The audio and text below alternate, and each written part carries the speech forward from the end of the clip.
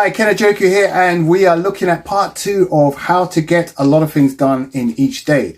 If you look back at the previous video of part 1 of this, then you'll be able to get the first 5 things that we talked about. We're going to now talk about the next 5 things that you can do to help your productivity go right up.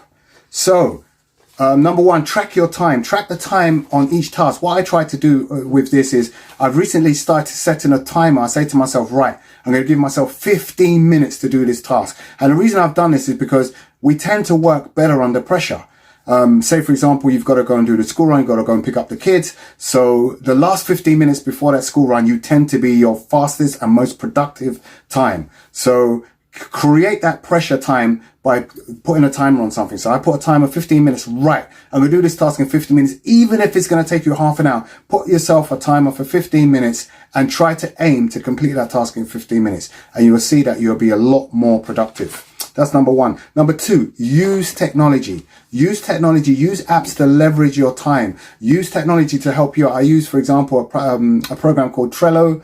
Trello helps me with my tasking, allocating tasks. I can delegate tasks. I can allocate tasks, make those tasks into tickable boxes, share them via the cloud and all those kind of things. Use. The next thing you want to look at is number 3, smart goals. Make your goals smart.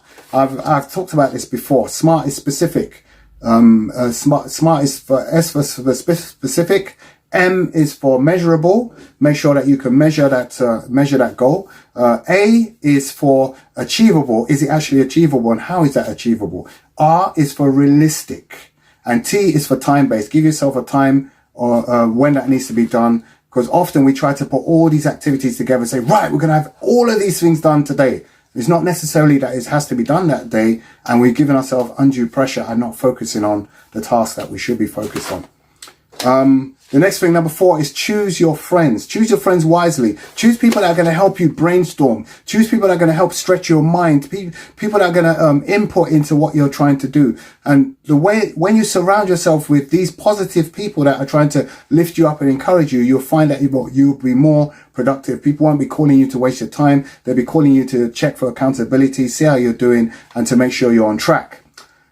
Number 5, always be learning. Always be learning. Find books, any books you can. If you're not very good with reading, or haven't got much time to read, get audible books and you know, listen to them as much as you can, as speedy as what was the word I'm looking for?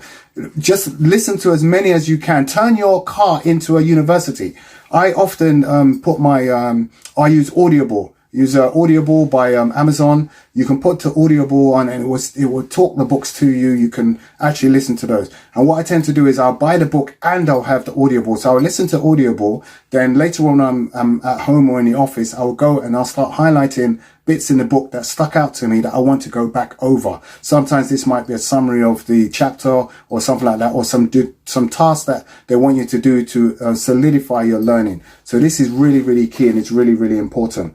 And what you should try to aim for is do 1 hour of reading a day, because 1 hour of reading a day is 7 hours a week. 7 hours a week, you're talking about 30 hours in a month. Within a year, you have cleared so many books. In fact, it's almost like you've gone to university for 3 years in 1 year, if you continue consistently at that rate. And also, you'll learn so much. You'll learn so much. You'll have so much to give and so much to enrich your life and other people's life just from books. Someone else has done it. They've got the experience. They've condensed their experience into a book. 20 years of experience could be condensed into one book, which is 300 pages long. And that's just incredible. So you can really learn and gain a lot from that. So that would be my final tip for this particular one.